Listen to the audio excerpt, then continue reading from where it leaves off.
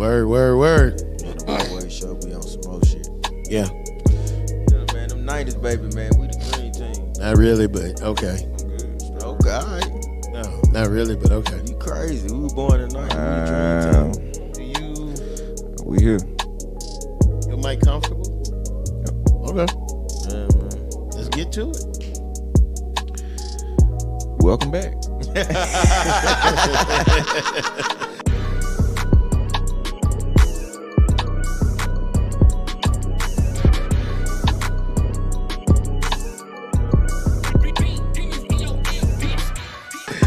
This is the 85 South Show podcast, man. Welcome back, man. Welcome back. Shit, man. Hey, So look, I'm gonna let you introduce him, man. Did you say the 85 South podcast? I did say 85 South. You gotta start that shit over. You watching that shit too much. No, man, it's all good. Hey, listen, man. Check this though, real shit. Hey, it's the One Way Show. You know what I'm saying? Y'all already know how it go. Yeah. It's only one way, dog. And it's up. And listen, man, you know, we got a special guest. Yeah. You know what I'm saying? Yeah. One of my, you know what I'm saying, OGs. You know what I'm saying? One of our OGs, you know. For sure. Say, you know. We wrote some time to time. What's up, man? What's up? Shit. Well, but listen, Y'all scared to talk to me or something? Georgetown, real man. talk. Georgetown, you know, native. You know what I'm saying? Jacktown native. You know what I'm saying? He is a legend. He been in the radio business for about over 20 years? Over 20? It's been about like 26 years this year, baby. Yeah. Like So ain't nobody 26 count years. though. We ain't count. No, at this point, it's like at this point, it's like I'm on See, after cruise 10 control. years, you legendary after that. You don't count no more. Yeah, you know what I'm saying? at this point, I'm really on cruise control. Like, I want to see the people that are behind me, you know, coming up and get it a little bit better than we had the formula, you know what I'm saying, to get it. But, you know, y'all got, y'all know how to go and get, as they say, the bag now. Because we were just grinding, wanting people to know what we stood for, what hip hop was, and especially like, the Mississippi way. And I'm coming up, I had my rap days, but I chose, to go with the radio part of, the hip hop, mantle that we hold. And ladies and gentlemen, there's Gerald G. Yo. Yes, sir. Gerald G.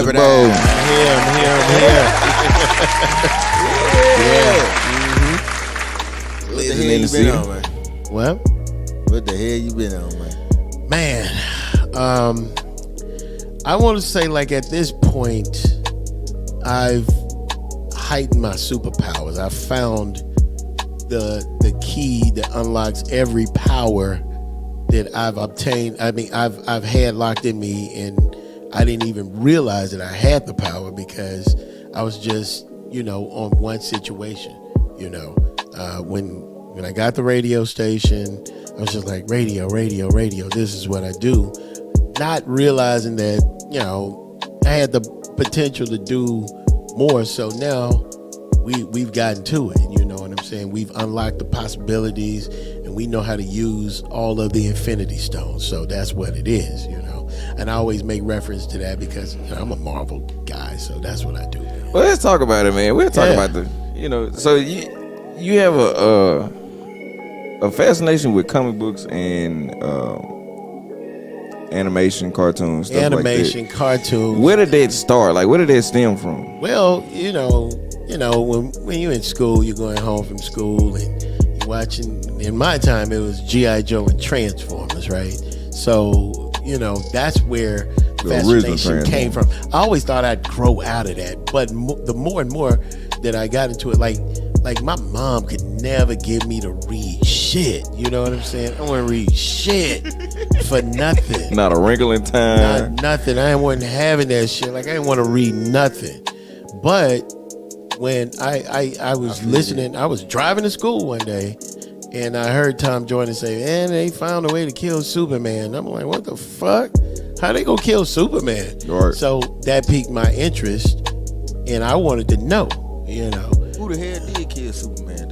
At the time, it was Doomsday, and he killed Superman, and it was like that sparked the golden era of comic books. That sparked the golden era of comic books because at the same time Superman was dying, you had Bane breaking Batman's back. You had Wolverine getting the adamantium sucked out of his pores and all kind of shit in the comic book. So I was fascinated with all that fucking shit, and it was. I mean, I wanted more, and I wanted to know everything. So I just started eating the comic book shit. Spawn and. I was just on all of it. I can see that because I ain't started understanding the Joker until I got older. Right. He is Batman's yin to Batman. If Batman is yang, he's the yin. It's always got to be good and bad. So that's what that is. So, and you can put that type of stuff into life perspectives. Right. Just like, that's why I was you can put that type of stuff into life perspectives. Just like, I look at life like an enhanced chessboard. You know what I'm saying? Like I live just to see how far I can go in life. You know what I'm saying? Yeah. So like in my mindset, it's like, yo, I ain't dying at no damn 85, and that ain't it for me. I want to see how far I can go with it and how much more I can do. Because when I bought 99.1. I was 35. I didn't know no other nigga that had no radio station at the age of 35 but me. Right. All right, now hold up. Right, Before you get there, you know what I'm saying? Because you kind of rushing. Oh, okay. All right, now check this. Okay. Right. Now, you used to rap. Yeah. Yes. Yeah, you used to rap. Yeah. Let's talk about it. Yeah. Let's talk about it. Okay, get to it. Now, okay. You know what I'm saying? Because I know you got in the radio because of hip hop. Right. I was loving it, man. So start from there. Like, how did you get into hip hop? What was the first record you was like, man, I'm in love with this shit right here? Oh my gosh, I really can't say what one record it was, but for me, like, it started at Battlefield Park. I found a Salt and Pepper tape, and I found it in this damn sandbox. I took it home. I wore it out. I wore it out. Then, you had at the time, when we was coming up, you had your Rapping Dukes and your Dougie Freshes and your Slick Ricks, but I never had a rap. I never had a tape. So I just happened to find that in the sandbox at Battlefield Park. So that was my first tape. I cleaned it up. I went home. I popped it in the tape deck, and I was eating that shit up. I ate it. You know what I'm saying? I knew the songs word for word. This, that, and the other. So, hip hop, man. I was in love with it, but that was just the beginning of it. You see what I'm saying? Right.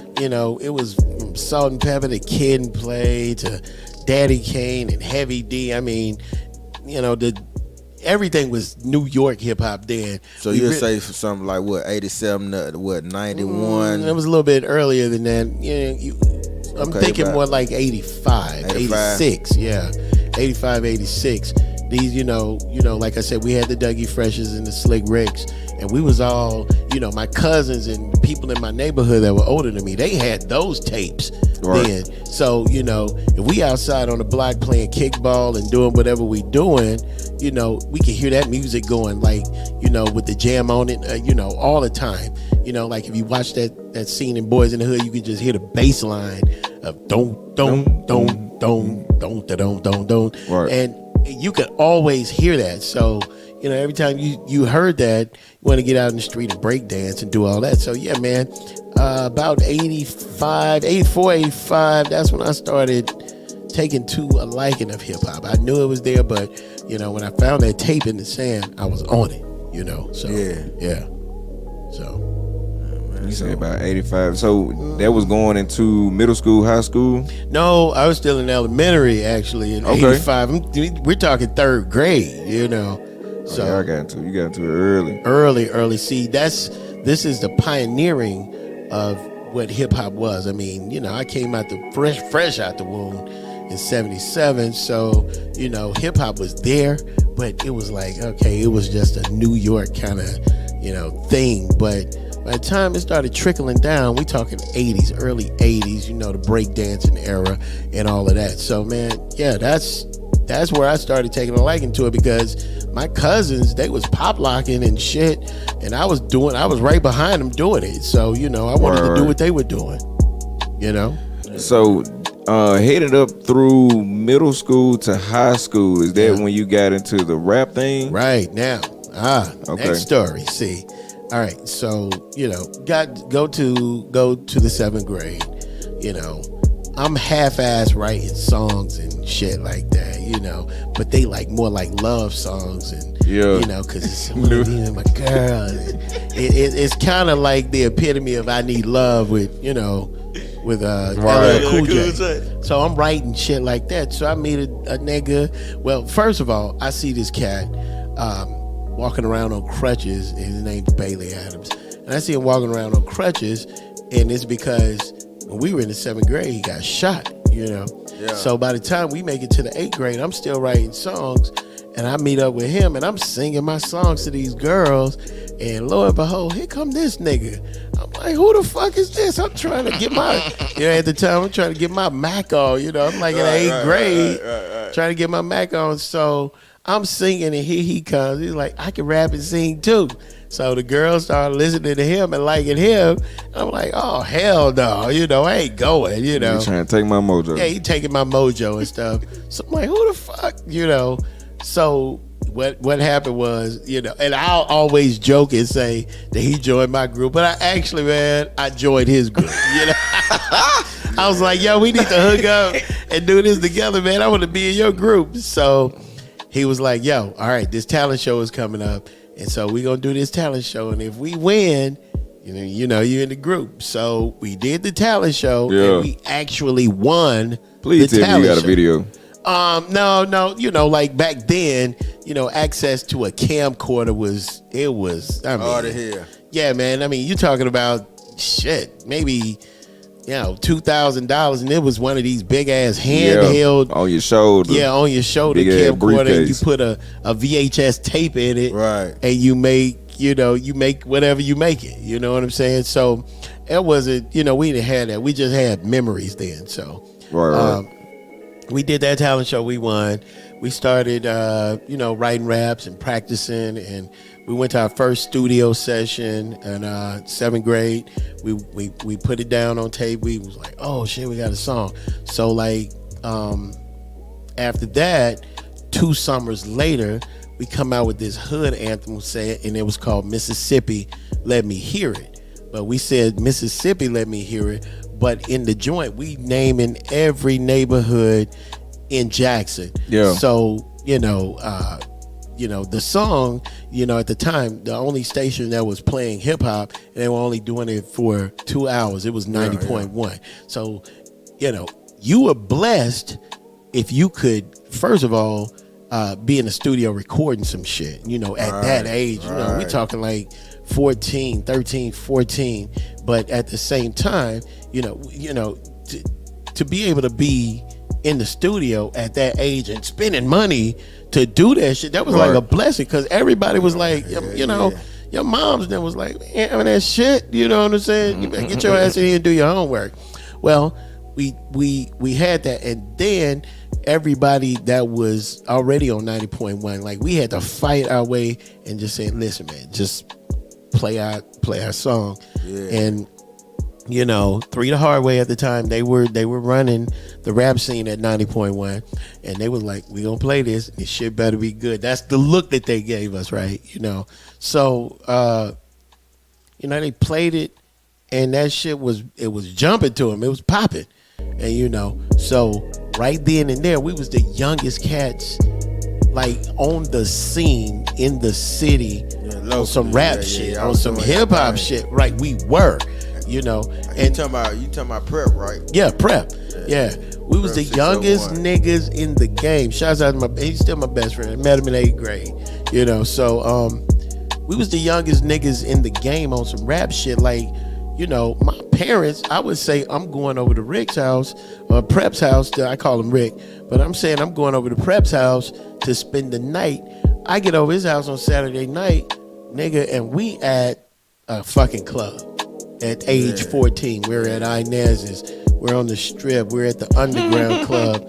I mean, like, we in some of the rawest fucking places that you could go in the city at the time, you know. And they were literally like just head busting spots, you know what I'm saying? But shit was good, you know. So, you know, nobody was bothering us, you know. We they just wanted to hear us rap, so, you know, and we turn it out, we holler at the honeys, you know, they probably 21 and we fucking 14 and shit, you know. Sure, lying. Yeah, lying like a mother. You know, I had hair on my face then. That's why I got the grays now and the beard, you know what I'm saying? So, you know, it was a good big sister in trouble. Right.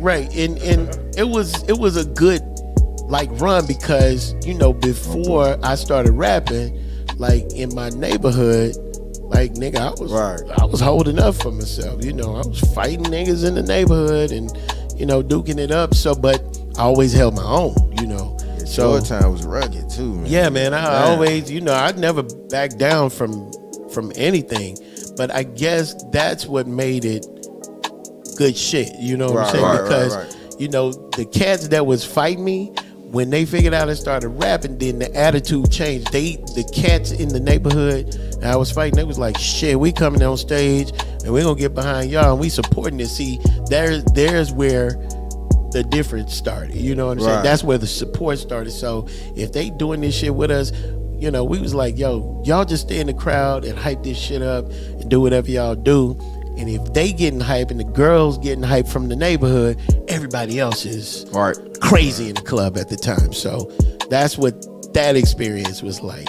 You know what I'm saying? Yeah, I can relate to that. Yeah, definitely. So that rap shit, man, make a person see some type of light. Right. So like for real. Right, definitely. So between the gang action and the hip hop and going to school and going to the clubs, man, it was a great experience for, you know, street shit, life shit, and school shit at the same time, you know. Well-rounded, yeah.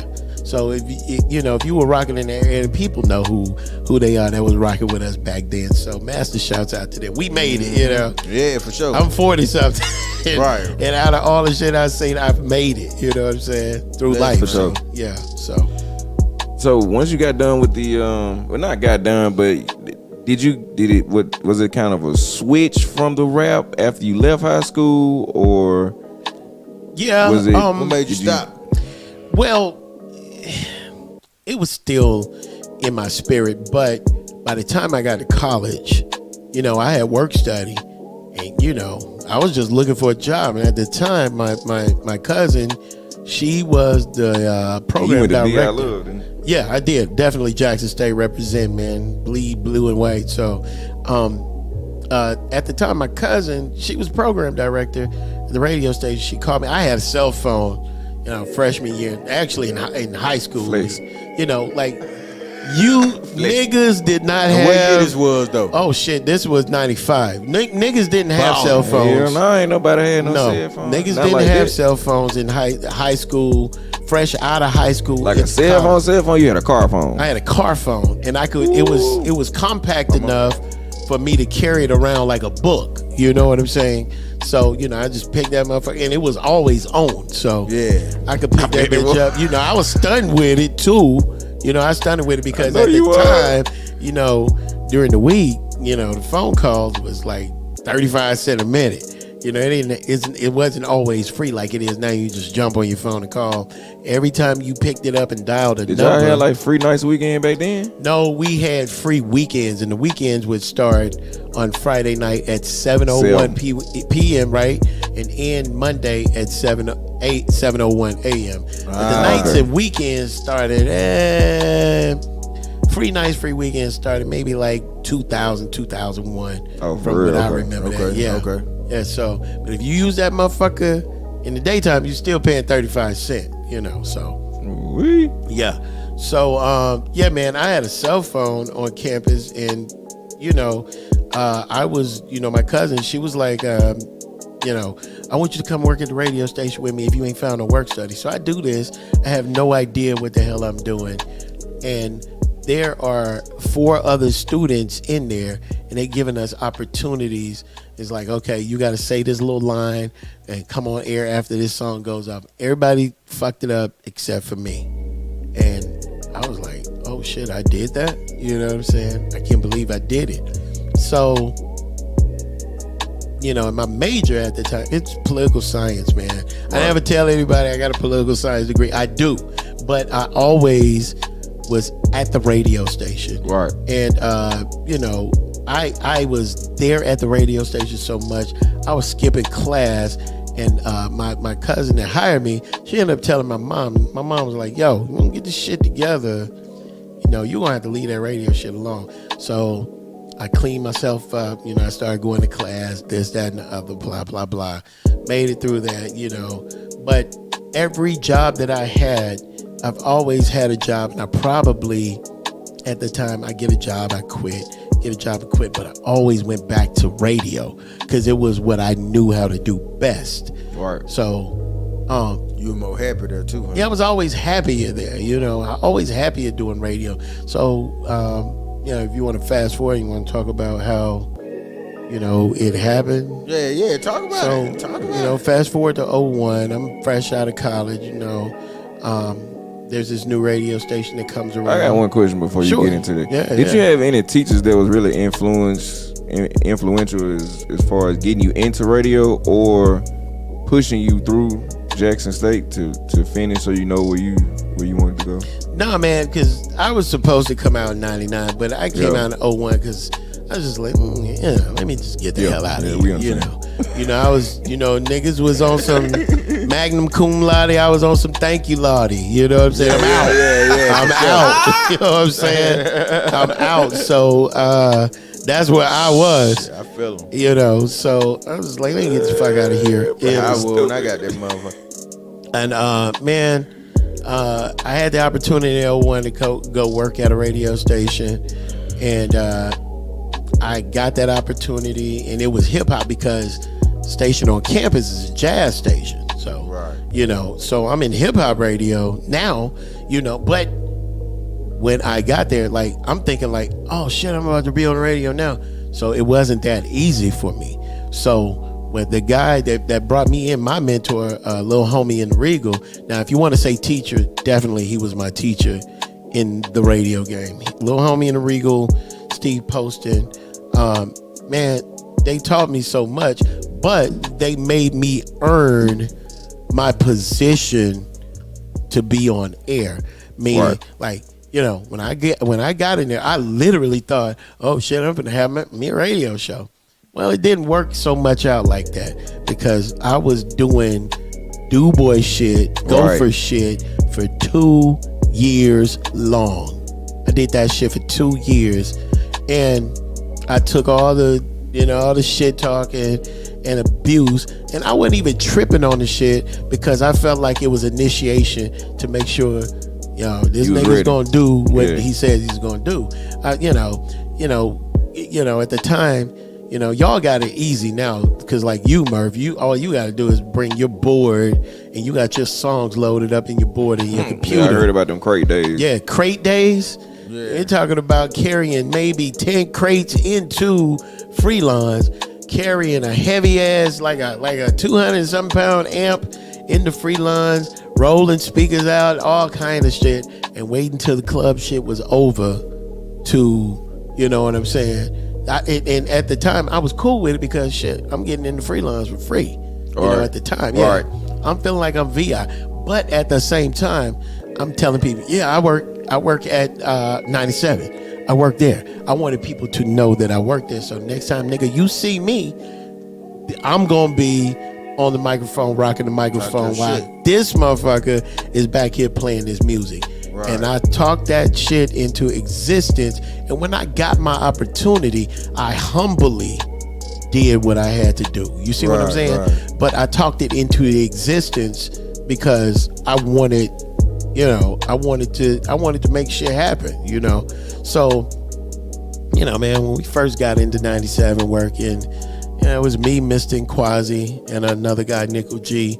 We was the street team. So they always made us go on Thursdays. We always passed out drinks, to people in the community. That's how we got the station known. You know what I'm saying? So we was like the jump out boy team, and we had no problem with that because we always met people. And so some of the citizens that we met, every time we like, look, I'm gonna be on the air from 2 to such and such. Listen to me, I'm gonna shout you out. You know, I had them calling in and this, that, and the other. So all of that was happening, man, and life was good. And then the thing about radio, when you're in it at this time, at this particular time, you know, when they changed management, the management would come in, they would fire you, even though you the hottest thing going, they would fire you and bring somebody else in. So that shit happened to me. And I felt like for me, the experience was like, you know, breaking up with the baddest motherfucking broad that you ever been with, and she just like shit all over you. So I was like, I'm gonna do something about this. Like I was crying, like I literally had feelings about it. I was no, seriously, yo, I had feelings about it. I was hurt. I was hurt. I was really hurt. My pride was hurt. My feelings was hurt. So they brought in somebody that they knew? Well, like another general manager came in from a whole nother state. That's so fucked up. She wiped everybody the fuck out. You know what I'm saying? Yeah, it was like started over. You know, she kept two. She kept Mr. Quasi. So, and that hurt my feelings. You know what I'm saying? Because it was like, yo, I thought it was gonna be forever. You know what I'm saying? Right. We run in the city forever, and it didn't work like that. Right. And I wasn't even thinking about this shit. And I said it in my head. I was like, whatever. I was crying and I was like, get my own shit one day. You know, I said that shit. Yeah, meant that Not shit even fucking, no, I didn't even think. Nah, nigga, you meant it, man. I didn't know that I meant it. At the same time, you meant that shit. Right. Dog. Yo. I could have, you know what I'm saying? I never thought about it. Yeah, nigga, I was crying. Oh shit, fuck this. But I wasn't saying it like that. I was just like in my feelings, like, get my own shit one day. Yeah. And so when I said that, I was like, you know, at the time, nigga, I was working at Nissan, you know, building the vehicles and shit. I was on the line crying and shit, you know. I was bad off. Oh my gosh, I was bad off. And, you know, I wiped my tears out of my face and I was like, what the fuck am I gonna do? And that night, I was looking at myself in the mirror. I looked at myself probably about 35 minutes straight. I was like, what is it that you can do? What can you do? And I always went back and I said, radio. And I was like, how am I going to do it? It's like, I'm going to get my own radio show. I said that. I went to 90.1, had a radio show on Saturdays for a couple hours. It was pretty hot. And what I was doing, because nobody else was doing it anymore, I was blazing local artists. Well, I don't, you know, that's the thing. I don't call artists from Mississippi local. I always call them Mississippi artists because they don't deserve a local title. You know, if you're from Mississippi, you're just from Mississippi. You know, never put a local stamp on nobody because when you localize it, you shitting on niggas. You know what I'm saying? In my mind, you are. So I feel like, you know, if you're an artist coming out of Mississippi, then you on some big scale shit. So I did all of that. I interviewed artists, David Banner, doing, you know, interviews with people, got to meet cool ass other artists because of what I did, something that I created that I did. Well, that opportunity fell through. It wasn't so, you know, I didn't have the money to keep up with what I was doing. So I fell off, you know, moved down to the coast, worked for then Clear Channel, which is now iHeart. I became program director, and they, you know, the thing that I love to do is production. Like I do a lot of voice commercials, right? So I'm doing that type of shit, and they demoted me from doing that, and I was just like, man, well, I'm gonna quit, you know what I'm saying? So I quit, and I was like, yo, I ain't coming back, you know what I'm saying? And I emailed him. I was like, and at the time I told my damn wife, I was like, I don't know how, but I'm getting my own radio station. And I said this shit literally in 2010 and never realized that it was going to happen. Like I started flirting with the idea of getting a radio station in 2011, and I ended up getting it in 2012. So, man, yeah. So that's how the 99.1 happened, you know. Man, that's an inspiration right there, man. Yes, sir. Yeah. Now, when you started on 99.1, like, What was you located? Like, how did it hold? Like, how did it jump out for you? Like, what was the whole first step of it? Like, okay, damn, okay, this what I'm finna do. Well, let me tell you, I had the radio station at the top of 2012, like in January. Right. I just didn't know what the hell, like, hey, what the fuck am I gonna play? Because I don't know. You know what I'm saying? I was a little nervous about it. I didn't even know what the hell to play. And man, I was like, and I had a conversation, you know, I'm real cool with Dougie Fresh. So I was like, yo, man, I got this radio station that I just bought. And he was like, you should do it old school format. I was like, no shit, I should.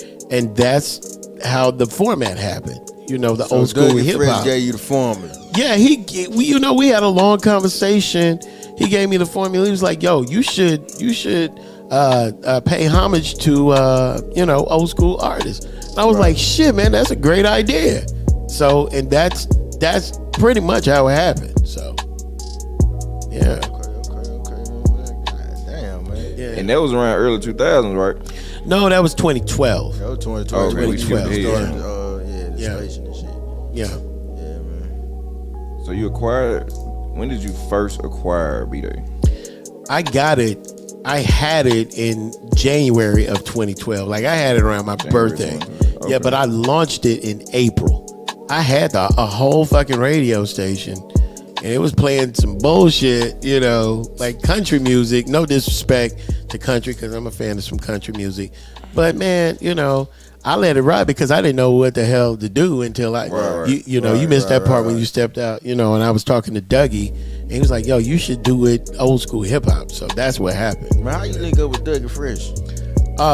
Okay, I was a program director down on the coast, and he came and did a show. He came and did a show, and he was late as hell. And it was a crawfish fest. They have it every year, and this damn thing, I'm talking about, there were probably 5,000-6,000 people down on the Coast Coliseum in the parking lot on the outside. I'm on this huge ass stage hyping people up by myself. I'd always been a mic man too, so I could always rock a crowd and play with the crowd and do this, that, and the other, you know. So he finally came, he rocked the show. I was like, I said some slick shit to him. I was like, damn, man, you think you got here on time? He was like, you know, so so I'm laughing at him and shit. I was like, man, you got some contacts? He was like, yeah, you can get my number. I was like, it's probably gonna be one of them numbers you don't answer. He was like, no, get my real number. I'm finna answer it right now. So I'm like, oh shit. So, you know, I started connecting with him, and one thing led to another, man. I had some great times with Dougie Fresh. He used to come hang out with me, spend the night at the crib, all kind of shit. So, you know, like, you know, how many cats you know can say, hey, yo, Dougie Fresh was hanging out at my house, spent the night, he grabbed a room in the back of the crib and spent the night. So, you know, I always had mad respect for him. He introduced me to a lot of people that I grew up watching, the Chubb Rocks, the Kumo D's, all these people, man. I grew up watching these people, and I had the opportunity to meet them and hang out with some people I never dreamed that I would hang out with in my whole entire life. And you know, those things led to some things. So I did some stuff, and I worked with some people, some celebrities on some more stuff. So, you know, man, that's what it was. Basically, you can honestly say you work in hip hop, man. Oh, absolutely, man. Hell yeah. I got the stories. The stories is crazy, you know. I think that would be a part two. That could definitely be a part two. I mean, but we could take it there now. Nothing but stories. Shit. Oh my gosh, the stories is crazy, man. The stories is crazy. You know what I'm saying? So definitely, man. I've had a great experience in doing what I do at best. So and you know, I love, instead of, you know, passing the torch, my goal, I feel like, is to light somebody's torch. You know what I'm saying? Lighting the torch and letting them take it and run with that shit. And that's only for people who are serious about that shit, you know? Because what I do, man, I take this shit so serious, and it's like people come in because they see shit on Instagram and they think tomorrow, if they got 12, 25,000 followers, they can be famous. Right, man. You know, that's internet. That's Instagram. Like they gonna famous. get $1 million check or right. some shit, No, man. that shit doesn't work like that, dude.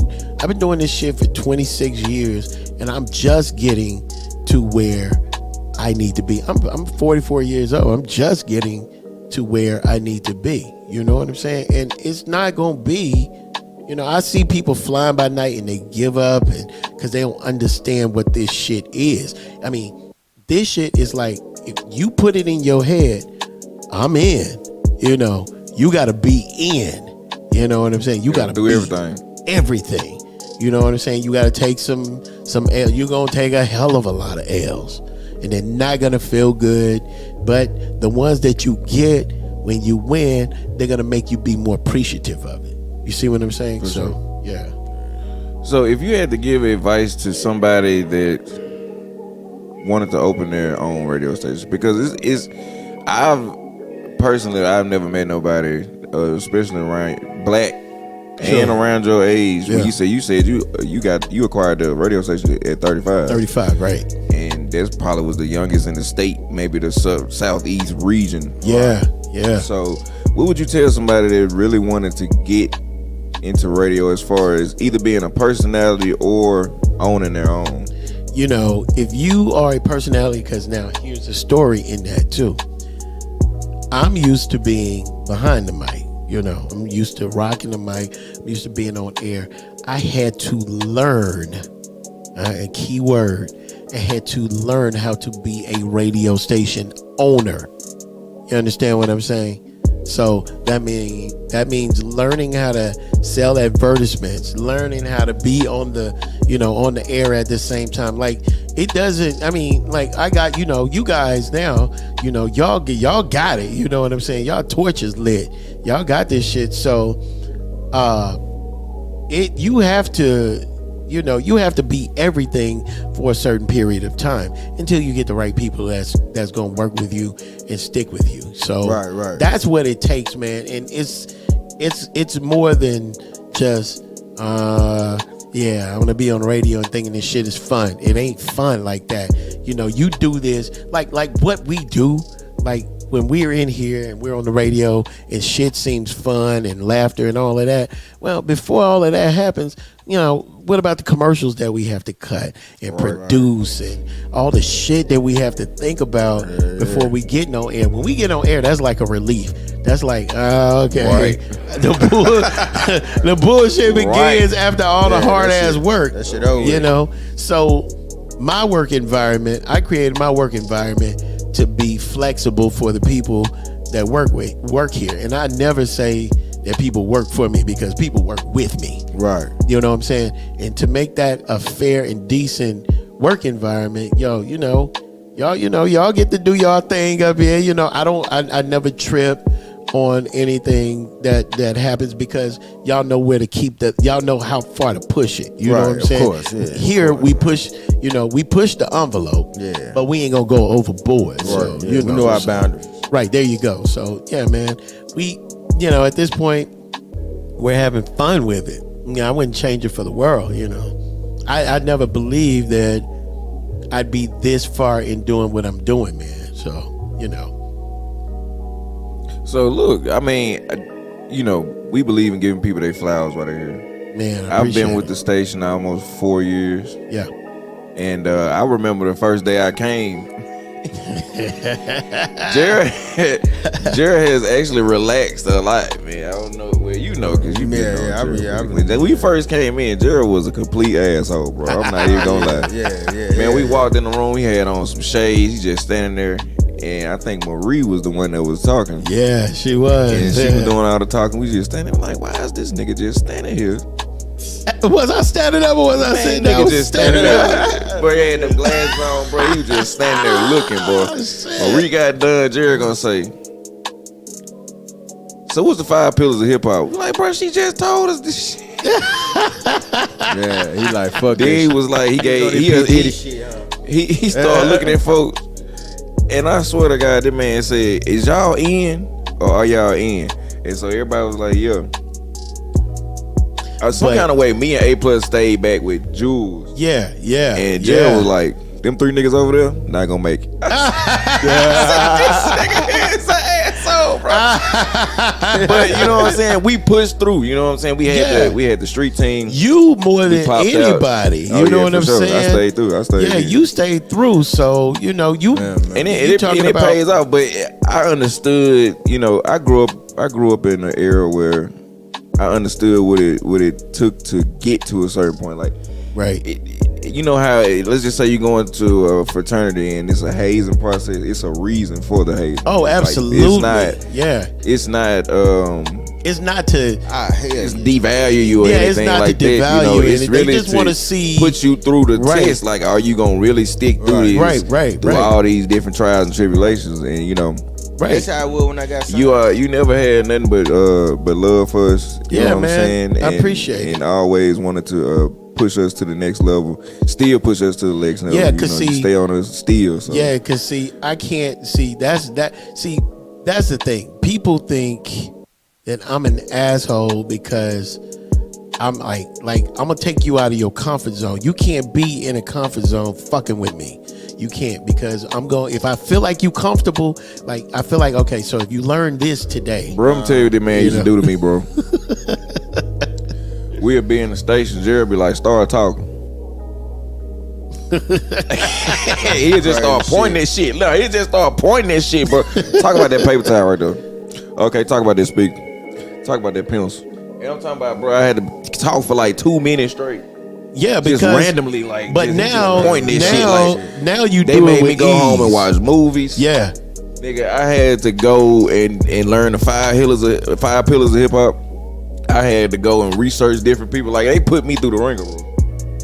And see, but it's that's all the for a better thing. purpose, though. I appreciated it. You know what I'm saying? That's the thing, because see, you didn't have to go through the shit that we had to go through. You know what I'm saying?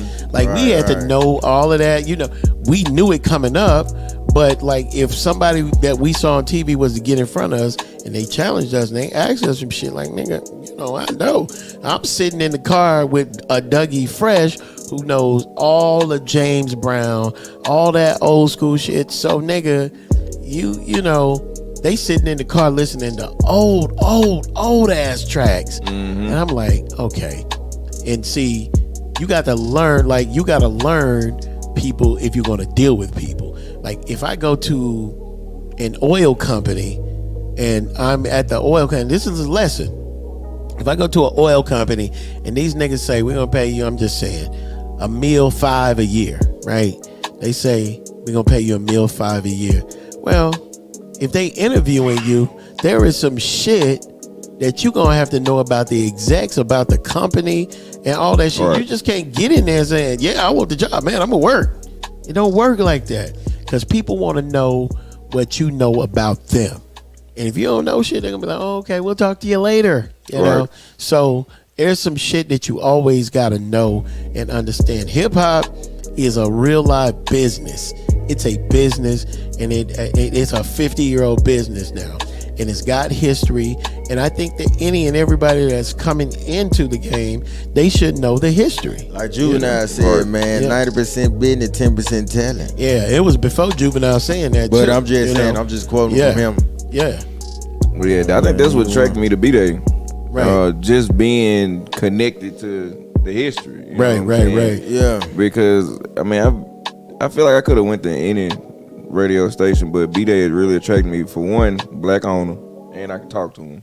Right. You know what I'm saying? And on top of that, it's classic hip hop. I didn't know a lot about classic hip hop. Right. You know what I'm saying? But you spinning that shit now, boy. You spinning that shit. No, I'm really doing that shit now. Yeah, you are. Yeah, hip hop raised a lot of us, man. For sure, man.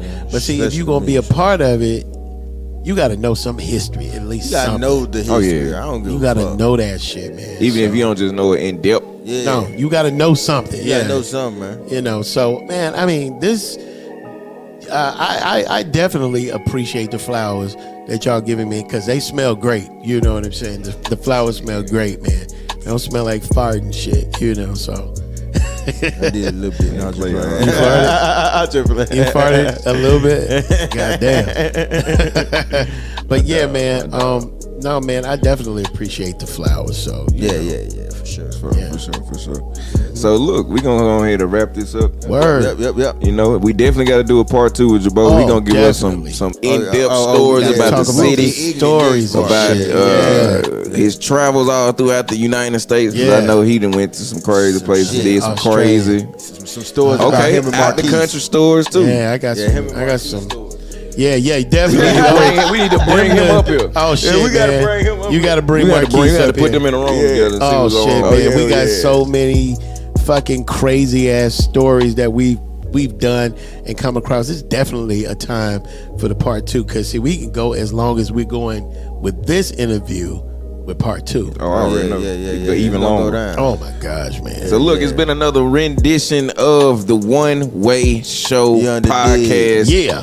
Featuring Gerald Jabbo. Yeah. Did you just say infamous rendition or did you mean addition? Rendition, man. What the fuck is a rendition? Rendition.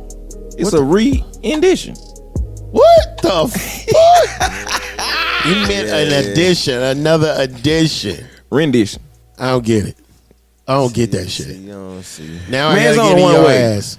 And that's up. No, they hurt